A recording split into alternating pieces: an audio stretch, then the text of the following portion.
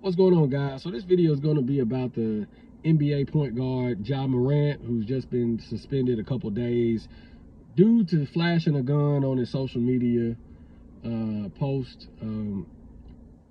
I guess they're trying to wait to see what other punishment they're going to bring. So it was told that he was technically not even supposed to even have a gun on the team's facility, plane, anything that the team's owned. So I think that's why it's a real big deal. I told you guys on my last videos that the black community is just melting.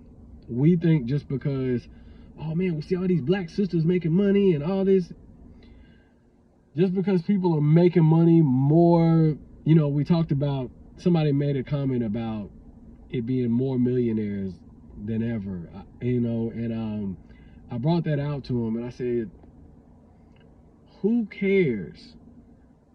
We can add another 100 millionaires.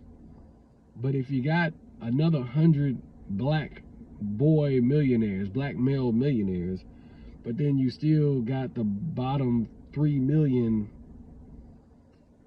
black men in poverty, black men getting worse, black men getting brainwashed, suburb black men trying to be like the bottom, trying to be like thugs, upper class black men trying to be like thugs, trying to dress like thugs, trying to act like thugs. What does that tell you?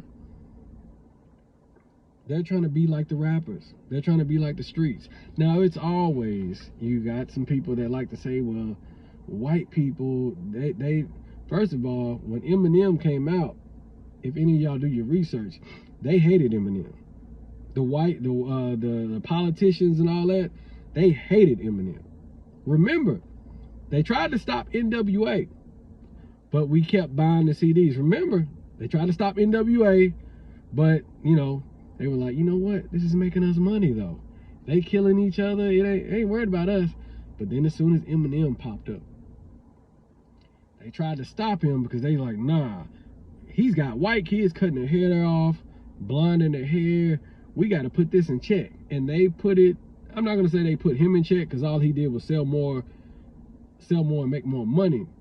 But if you look at it, the white community as a whole did not follow Eminem. They didn't follow Eminem. He just had a cult following. And even the white guys that do like him, they didn't want to dress like him. They didn't want to act like him. They loved his music. They knew how to separate the two. Because when you think about Eminem's music, you ain't in the club listening to it. You might be in your car or at the house. Today's music is related to the club. Today's music is related to riding around, smoking, getting high. So this is music that you're going to be listening to in your lounging time, and it can influence you. Black music, black hip-hop music tells you how to live. Tells you how to live, tells you what gun to get, what drugs to use, how to have sex, what type of dudes or women to have sex with, what type of women to have, what to look for, and what type of women, how to dress, what car you need to drive, how you need to talk. That's what black music does. That's why you see the black kid that grew up in the middle, upper class, with two-parent households, good family, nice house, trying to be like a thug. I'm from Nashville, Tennessee. And if you go downtown Nashville, if you ain't never been, go downtown Nashville.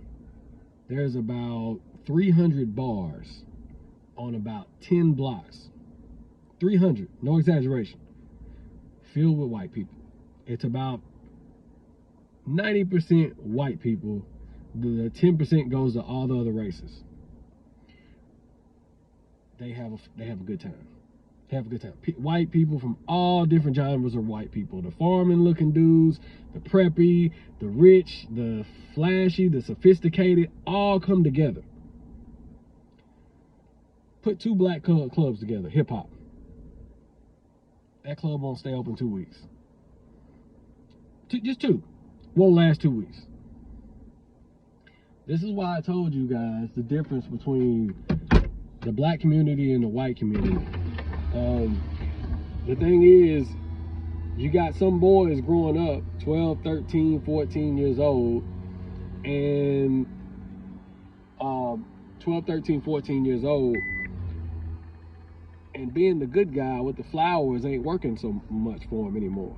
It's not working for this generation of guys. So if he sees Ja Morant with a gun, he sees all the thugs at his school getting the girls, he sees females talking about, I need a thug, or I don't want a nice guy, what do you think he's gonna go be? It takes a real strong boy, a real strong, confident boy to say, I'm gonna be myself. But how many 13, 14-year-olds are gonna literally have the self-esteem to be themselves? How many young girls are gonna look at today's hip-hop and be like, yeah, I like the music, but they tripping. they tripping. Not a lot. See, back then there was a Lauryn Hill. There's an agenda with this rap music. They know what they're doing. They know it's screwing up everybody. They saw when Eminem came out, it didn't really affect the whole white community. So they let it continue. They're cool with it. But the black community, rap's killing us. Rap's killing us all. Rap's killing us all. When you look at how Lauryn Hill outsold Lil' Kim and Foxy Brown together. But, okay, if that made y'all money, why aren't you, where's the new Lauryn Hill? There's Rhapsody. There's Tierra Whack. Tierra Whack had 500, 600, 700,000 followers on Instagram before we even knew who Cardi B was. Why wasn't she put to the forefront? Because they knew what that would have done. That would have uplifted a different genre of black women. They like Meg Thee Stallion out here, talking about sucking, dropping, bending it over, and then they'll put her on the Grammys and put a dress or a gown on her and see, look, sophisticated woman. Black women, you can do both. When we know that the middle-class black woman, the lower-class black woman, if you try to be like Meg Thee Stallion, you end up with a baby or as a single mother, and you don't have $1 million to raise your kid. You don't have $2 million to raise your kid.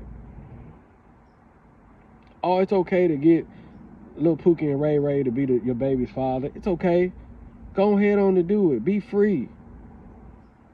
We're the only race where we're telling our women to pick bottom of the barrel men. But I just had to speak on this Ja Morant thing because I just want you to think, if it's an influence in a guy who has a $200 million contract to try to act like a thug, he has a $200 million contract, he has a Powerade contract, and he has a shoe deal, which is probably worth closer to $300 million. And he still was influenced. What do you think it's doing to the young boys that are 12, 13, 14, 15? It's killing us slowly, man. Yeah, I just wanted to do this video, man, because this is why you see, like, even as adults, you know, we talk about or make fun of the Tyrone, Pookie, and Ray Ray, how black women love those type of men.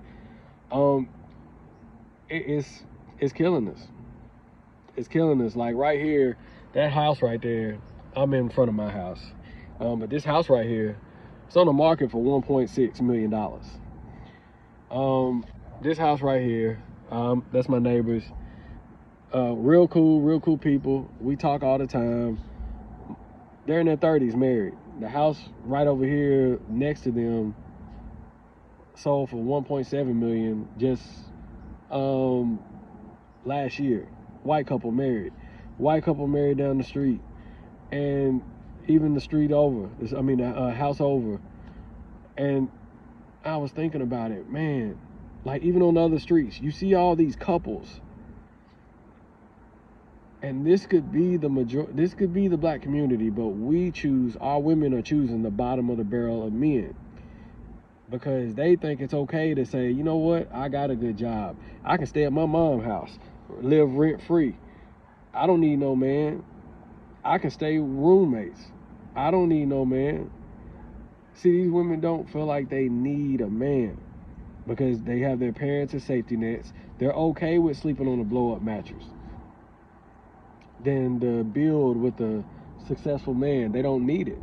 They feel like they don't need it. And that's kind of like what you're looking at and why we don't progress, because we don't build families. Y'all have a good one. Be safe.